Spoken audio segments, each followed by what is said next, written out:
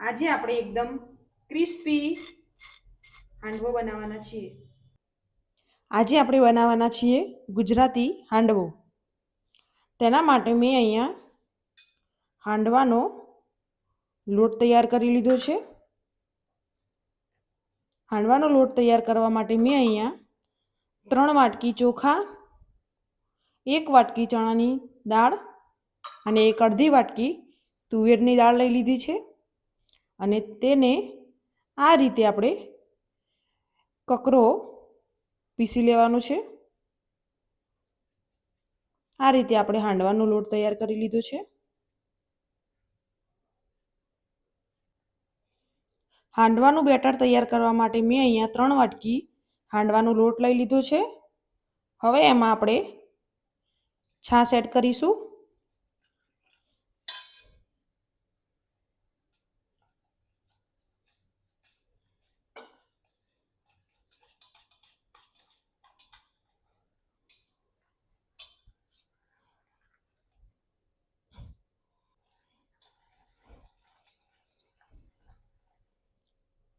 આ રીતે આપણે હાંડવાને બેટરને તૈયાર કરવાનું છે. તમે જોઈ શકો છો. હવે આપણે હાંડવાના બેટરને 6 થી 7 કલાક માટે ગરમ જગ્યાએ મૂકી દેવાનું છે.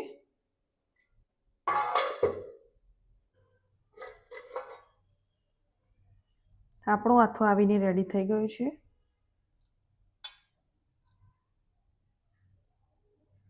હવે આપણે હાંડવાના મસાલા કરી દઈએ.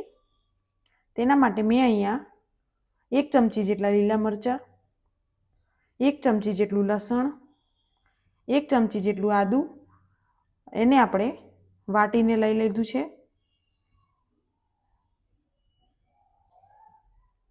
1 દૂધીને મેં અહીંયા છીણી લીધી છે.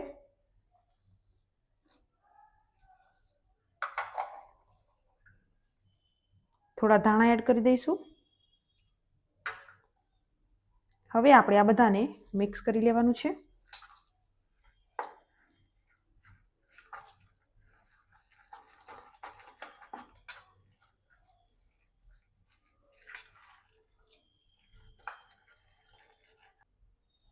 હવે આપણે સ્વાદ પ્રમાણે મીઠું લઈ લઈશું.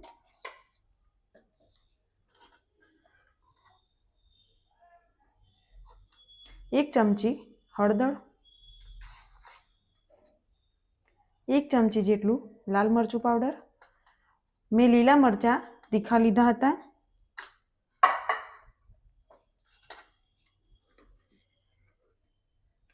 એક ચમચી ધાણા જીરું. હવે આપણે થોડી ખાંડ એડ કરી દઈશું.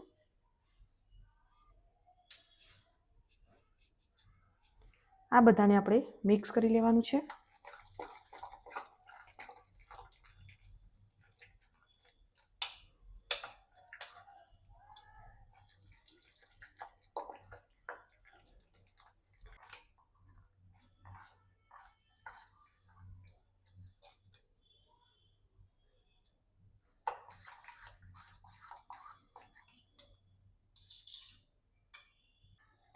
બે મિનિટ સુધી આપણે બેટરને ઢાંકીને રાખવાનું છે.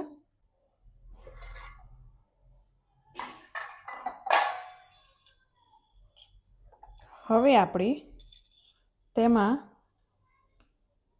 1 નાની ચમચી જેટલા ખાવાના સોડા એડ કરીશું.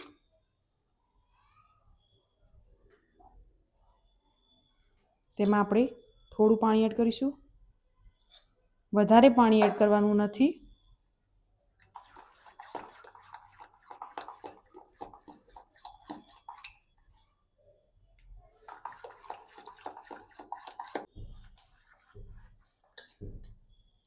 આ રીતે આપણે બેટરની થિકનેસ રાખવાની છે.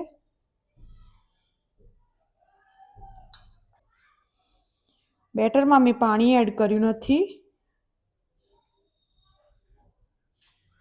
હવે આપણે એક કડાઈમાં તેલ લઈ લઈશું. તેલને આપણે આ રીતે તવી પર ફેરવાઈ જાય તે રીતે કરી દઈશું. મેં અહીંયા લોખંડની કડાઈ લીધી છે.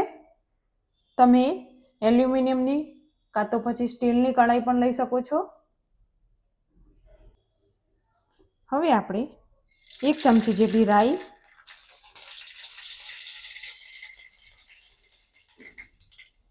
મીઠો લીમડો અને તલ એડ કરી દઈશું।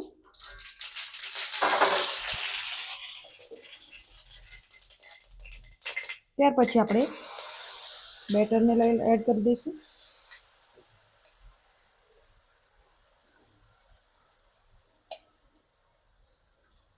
બેટરને આપણે આ રીતે કરી લેવાનું છે।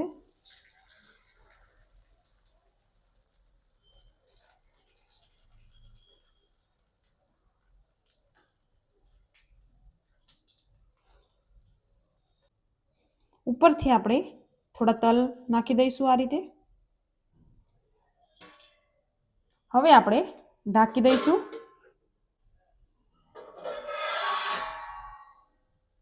હવે આપણે હાંડવાને તમે જોઈ શકો છો આપણી આ રીતે કિનારી છૂટી પડવા લાગે તે પછી આપણે હાંડવાને પલટાવી લેવાનું છે।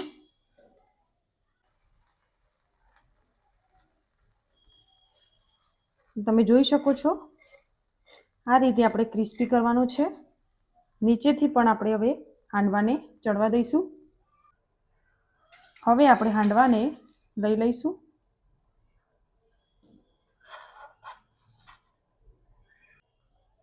એકદમ ટેસ્ટી અને ક્રિસ્પી આપણો હાંડવો રેડી થઈ ગયો છે।